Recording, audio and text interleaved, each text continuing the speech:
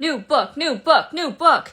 This is actually the book that came out yesterday, and by yesterday I mean yesterday to the day that I started it. Anderson and Bloom by Jennifer Dugan.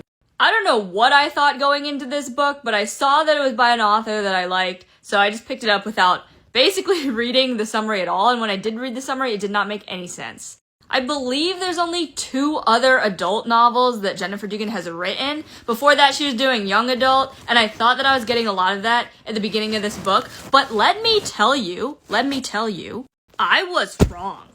Remember yesterday how I was like, oh, you know what? The stories that destroy you are the ones that I want.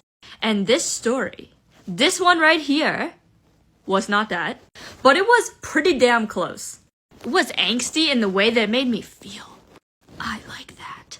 So the 2 characters are bitter exes, bitter to the point where they don't even speak to each other for 5 years because the one girl, Anderson, of the book title, completely disappeared. She ran away.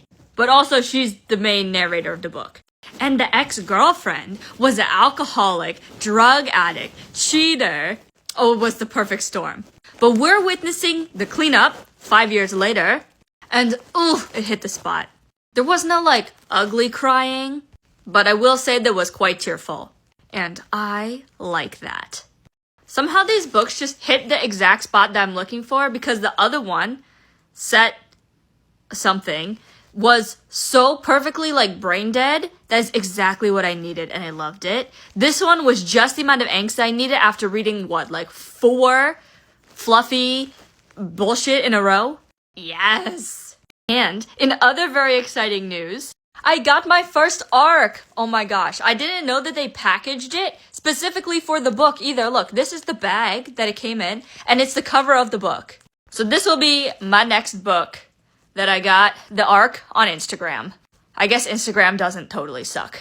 Cross your fingers, because the last book that I read by this author, the first book that I read by this author, which was her most recent book, is my favorite one. So I have high hopes for this, which is dangerous to say.